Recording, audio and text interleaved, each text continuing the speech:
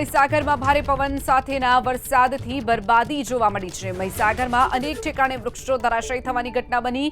વીજ વાયર પર વૃક્ષ ધરાશાયી થતા વીજળી ગુલ થઈ હતી। તો મહીસાગરમાં પણ ભારે પવન ફૂંકાતા વીજળી ગુલ થવાની ઘટના બની હતી। વૃક્ષ ધરાશાયી પણ થયા છે। ઠેર ઠેર મુખ્ય માર્ગો ઉપર વૃક્ષો ધરાશાયી થતા વાહન વ્યવહારને પણ તેની અસર જોવા મળી હતી।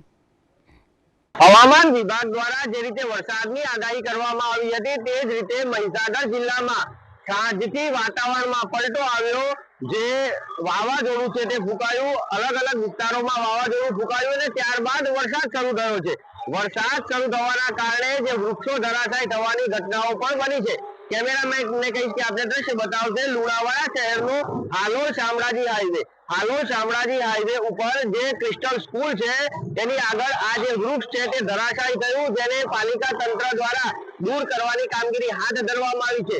લુણાવાડા નગરપાલિકાની ફાયર ટીમ, MGVCL ની ટીમ તેમજ પોલીસ પણ અહીંયા પહોંચી છે અને પ્રશાસન દ્વારા પૂરતા પ્રયત્નો કરવામાં આવી રહ્યા છે। અવિરતપણે જિલ્લામાં સાર્વત્રિક વરસાદ વરસી રહ્યો છે। લીંબડિયાથી ખાનપુર તરફ જતો જે માર્ગ છે તે માર્ગ ઉપર પણ વૃક્ષો ધરાશાયી થયા છે, જેના કારણે વાહન વ્યવહાર ઉપર તેની અસર પડી છે।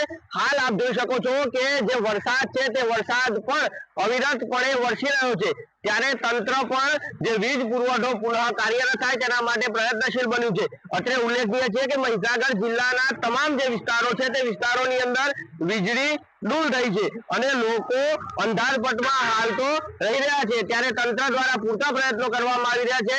જે વાવાઝોડું ફૂંકાયું અને પવન ફૂંકાયો તેના કારણે વૃક્ષો અને વીજ પોલ ધરાશાયી થવાની ઘટનાઓ સામે આવી છે। તો હાલ લગ્નસરાની જે સિઝન ચાલી રહી છે ત્યારે લગ્ન પ્રસંગોની અંદર અને અન્ય જે પ્રસંગો છે તેમાં પણ આ વરસાદ વિલન બન્યો છે, ત્યારે લુણાવાડા ખાતે તંત્ર દ્વારા હાલ વૃક્ષો દૂર કરી અને માર્ગ ખુલ્લો કરાવવાની કામગીરી હાથ ધરવામાં આવી છે। હિરેન પંડ્યા, ABP અસ્મિતા, મહીસાગર।